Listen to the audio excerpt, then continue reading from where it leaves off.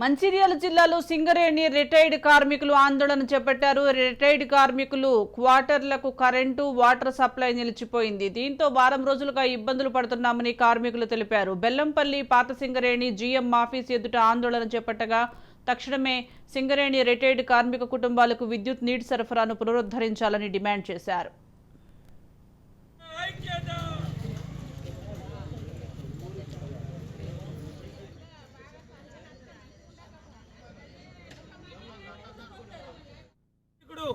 ఈరోజు లక్ష చిల్లర పనిచేసిన కార్మికులందరూ వారి వారి యొక్క కష్టాన్ని ఆదమర్చి సింగరేణి ప్రజలకు ప్రపంచవ్యాప్తంగా ఈరోజు వెలుగునిచ్చిన ఘనత సింగరేణి కార్మికులది.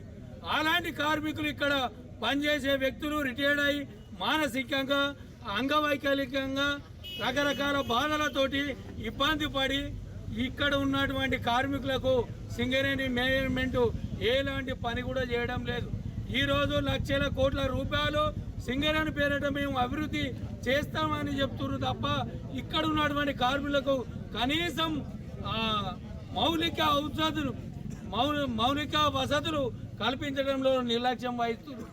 కాబట్టి మా డిమాండ్ ఏంటంటే ప్రతి కార్మికుని కోటర్కు కరెంటు కావాలి.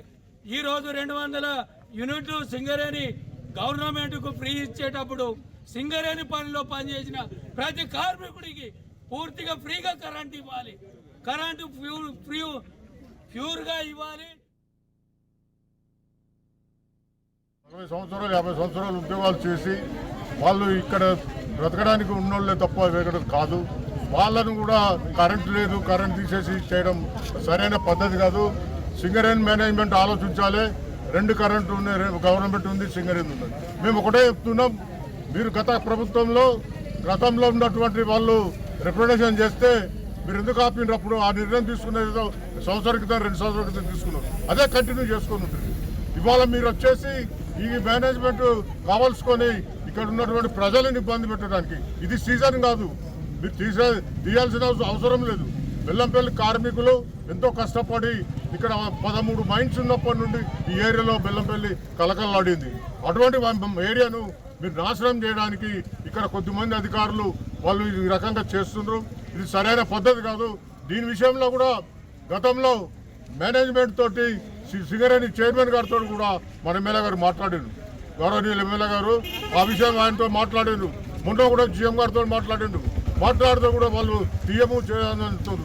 ఇక్కడ ఉన్నటువంటి సూపర్వైజర్లు, ఇక్కడ ఉన్నటువంటి డిఈలు వాళ్ళ పెద్దరికం కోసం వాళ్ళు మెప్పు పొందడానికి ఇక్కడ ఉన్నటువంటి 8,000 మంది కార్మికులను ఇబ్బంది పాలు చేస్తున్నారు.